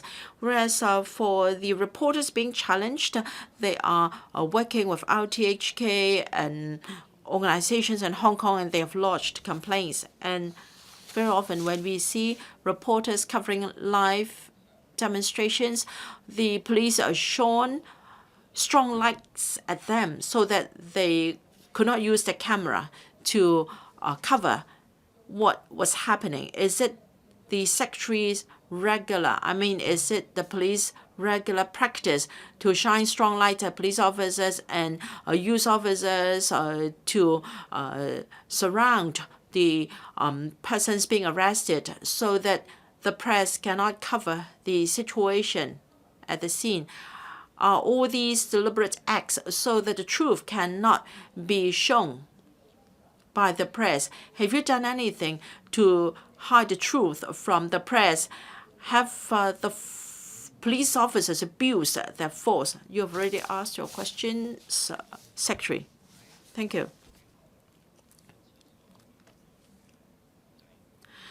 The police face chaos and violence in their enforcement action, and they have to make appropriate deployments. And when there are chaos, the police have to ensure that within their scope of operation, the enforcement action can be taken in a safe manner. Within the police line, the press can certainly cover what the police are doing, because they can zoom the cameras in to cover what's happening. So the police would like to ensure safety and effectiveness of the operation, and then they will also try their very best to cooperate with the press. And if the press are not happy with police operation, we have a mechanism to deal with such complaints in a fair and just manner. And as for people standing with the crowd or the press doing things and becoming of reporters, in fact, what we do is to protect professional journalists, because there are only people with dubious background would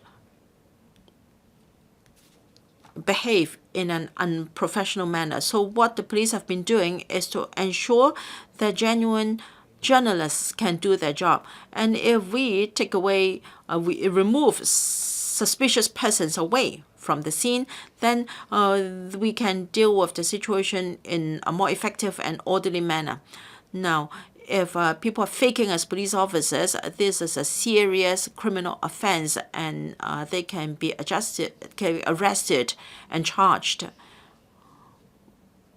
When police officers are trying to achieve their operational objectives in cases of kidnap and intimidation and blackmailing, the police may have cover agents in order to achieve the operational objective, and on various occasions the police have explained their roles in these cases. This is different from a person impersonating as another party in order to hide their ulterior motive. I think the two cannot be considered together. Which part of the question has been answered? If you cannot tell whether a reporter is genuine or fake, then you are making it impossible for reporters to cover an event. My question is, police officers are shining strong light. You asked a number of questions. Is that your regular instruction? The Secretary has replied in full to your questions. Please be seated. The meeting is adjourned until 2:30 p.m.